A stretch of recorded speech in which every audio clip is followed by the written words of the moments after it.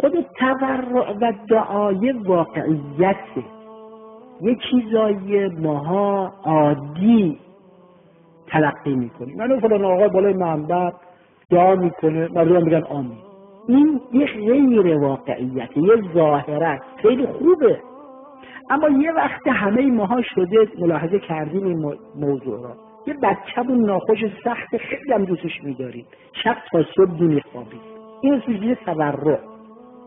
یه وقتی یه مرض سخت داریم، حالا دوام خوردیم منتج نشده، شب تا صبح نمی‌خوابیم، مشغول تضرع و گریه‌وزاری میشیم. دعای اینجوری خلاص این واقعش حل مشکلات بود.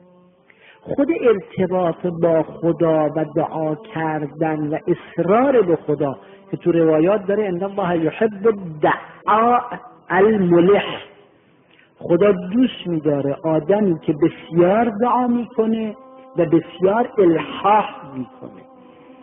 این واقعش اینه که واسه مطلق مشکلات حل میکنه. حالا مشکل پولی آدم داره، آقای امینی خدا رحمتش کنه یه قصه واسه ما نقل کرد، این جمیل، خدا آقای امینی این واسه من گفت یعنی الحاح صحبتی بوده. آقای امینی فرمود به بنده که ما باشیم رفتیم گرده میکرد، خیلی مطالب هم ایشون واسه ما افاده فرمود.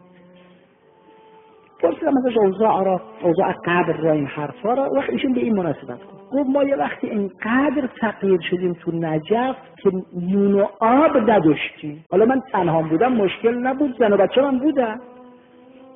گفت خیلی اوقاتم تلخ شد.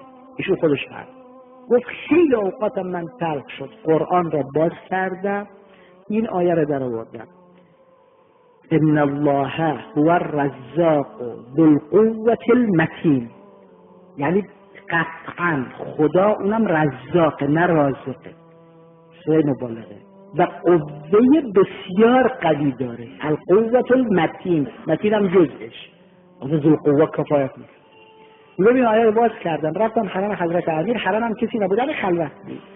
این آیه رو که حضرت خوندم تو حرم و گفتم والله یا امیر المؤمنین، یا من نمیفهمم یا این آیه دروغه. خلاص کو من زن و بچه، حالا من گناهکارم، بچه‌م که گناهکار نیست دیگه.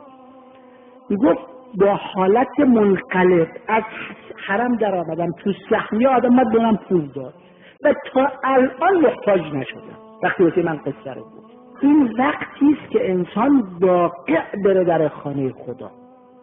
یه وقت آدم روتینی بره در خونه خدا، دعایی میکنه، نمازی میخونه، صحبتی میکنه، اینا بله هست، وای کبهی میخونه.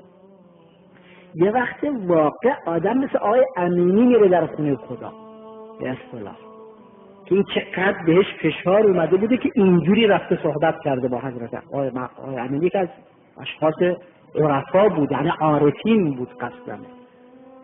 خلاصه این واقعش یک نصف موضوع رفتن در خانه خداست به واقعیت، نه به روتینیت. روتین یعنی وظیفه‌ای، حالا من بری رفتیم ما یه دعایم بکنیم یا یه دعای فرض کنید این که یا من تحل بهی عقد المکاره بکنیم. یه وقت واقعا آدم تو خانه‌ش شب روز تنهاست، تفکر میکنه، اینها جدا میره طرف دستگاه خدا.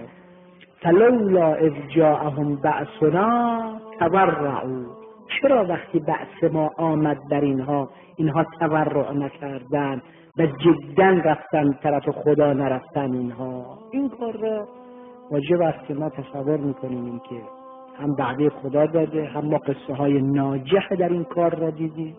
اسباب ظاهر هم شبهه نداره که مدخلیت فوق العاده ای داره، اما خب این کار هم آدم میتونه بکنه.